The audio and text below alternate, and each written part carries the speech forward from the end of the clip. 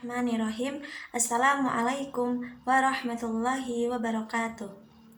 Perkenalkan, nama saya Istika Denta Rahmasari, NIM 201221243. Di sini saya memenuhi tugas dari Matkul Fikih Konseling. Di sini saya akan sedikit membahas tentang bab sholat fardu. Di sini, sholat termasuk rukun Islam yang kedua, dan sholat fardu termasuk sholat wajib yang dilakukan oleh umat muslim. Dan ada sholat fardu wajib. Di sini, sholat ialah suatu bentuk ibadah kepada Allah Subhanahu wa Ta'ala, yang diawali dengan takbiratul ihram dan diakhiri dengan salam. Dilakukan dengan memenuhi ketentuan syarat dan rukun sah sholat. Karena kedudukan sholat dalam kehidupan ialah sebagai tiang agama Islam dan termasuk amalan yang pertama kali dihisab oleh Allah Subhanahu wa Ta'ala. Jika sholatnya baik, maka akan mendapatkan keselamatan dan keberuntungan. Dan sholat ialah wasiat Rasulullah Shallallahu Alaihi Wasallam yang diperingati dengan adanya Isra Mi'raj, dan sholat langsung diberikan kepada Nabi Muhammad Shallallahu Alaihi Wasallam ketika Isra Mi'raj berlangsung. Dan ketika seseorang meninggalkan sholat, maka Allah akan memberikan hukuman dan dosa yang sangat besar, dan disebut kafir karena meninggalkan sholat dan mengingkari sholat. Tetapi jika hanya meninggalkan sholat fardu saja, belum dikatakan seseorang itu kafir. Dan di sini salat fardu ada 5. Yang pertama itu ada subuh, zuhur, asar, maghrib, dan isya. Sehari kita diwajibkan untuk melakukan sholat minimal 17 rakaat. Dan kita juga bisa mengamalkan sholat sunnah seperti sholat qobliyah dan ba'diyah untuk menyempurnakan sholat fardu dan dapat menambah pahala. Dan selain sholat fardu, di sini juga sholat sunnah. Sholat sunnah itu seperti qiyamul lail dan sholat duha, sholat tobat, sholat hajat, dan lain-lain. Dan banyak sekali manfaat ketika kita mengerjakan sholat sunnah dan mendapat keberkahan melakukan sholat sunnah tersebut. Dan sholat fardu ketika dilaksanakan berjamaah akan mendapatkan 27 pahala. Tetapi jika dilakukan secara munfarid, itu akan mendapatkan 1 pahala.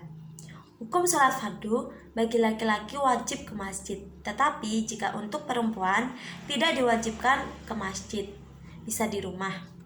Dan Allah mempermudah hambanya ketika sedang sakit ataupun sedang musafir. Ketika sedang sakit, itu bisa dilakukan bisa mengganti wudu dengan tayamum. Dan ketika musafir dengan jarak yang lebih dari 84 km, seseorang bisa menjamak dan mengqashar sholat ketika perjalanan tersebut. Dan sholat sebagai amalan yang paling mendekatkan kita dengan Sang Pencipta. Dari gerakan-gerakan dan bacaan sholat yang menjadikan kita mendapat banyak pahala. Dari gerakan pertama takbiratul ihram sampai salam. Di sini niat sholat bisa dilafazkan di dalam hati, tidak harus diucapkan. Dan ketika seorang muslim tidak menjalankan sholat, maka ketika di akhirat akan mendapatkan hukuman di akhirat. Setidaknya ada 2 nama neraka yang disebut di dalam Al-Quran buat mereka yang tidak mengerjakan sholat. Neraka yang pertama bernama neraka Sakor, dan yang kedua bernama neraka Wail. Yang pertama, neraka Sakor. Di dalam Al-Quran diceritakan bagaimana orang-orang yang sedang disiksa di dalam neraka Sakor diwawancarai dengan penyebab mereka sampai dijemploskan masuk ke dalamnya. Meski ada beberapa pendapat, ternyata jawaban mereka yang pertama kali adalah mereka yang meninggalkan sholat. Yang kedua, itu di lembah Wail. Sedangkan dalil tentang neraka Wail itu terdapat di dalam ayat berikut. Fawailul lil musallin alladzina hum an sholatihim sahun. Terdapat di surat Quran surat Al-Ma'un ayat 4-5. maka celakalah bagi orang-orang yang sholat, yaitu yang lalai dari mengerjakan sholatnya. Dan ketika seorang muslim tidak melaksanakan sholat di dunia pun ada hukumannya. 5 hukuman di dunia, yaitu Allah mencabut keberkahan dari umurnya, Allah tidak mengabulkan doanya, dan kesolihan dihilangkan dari wajahnya, dimurkai oleh seluruh makhluk Allah, Allah tidak memberi pahala atas ibadahnya, Allah tidak memasukkannya ke dalam doa para mukminin. Wallahu a'lam bishawab. Dan ketika seorang muslim menjalankan sholat, maka akan mendapatkan banyak manfaat dan hikmahnya. Manfaat sholat fardu secara umum mempunyai keutamaan untuk menghapus semua dosa dan kesalahan yang telah diperbuat. Seperti sabda Nabi Muhammad SAW yang berbunyi, tidaklah seorang muslim didatangi sholat fardu lalu ia membaguskan wudunya dan khusyuk dalam sholatnya, melainkan itu menjadi penebus dosa-dosa terdahulu selama dia tidak melakukan dosa besar, dan itu berlaku pada sepanjang zaman. Dan hikmah menjalankan sholat fardu itu ada banyak sekali. Ketika kita mau sholat, kita diwajibkan berwudu untuk menghilangkan kotoran yang ada pada badan kita. Dan air wudu itu akan mencerahkan wajah orang sholat ketika sholatnya itu khusyuk dan bersungguh-sungguh. Yang kedua itu menerangi hati orang yang menjalankan sholat. Hatinya akan merasa lebih tenang karena hanya fokus mengingat Allah.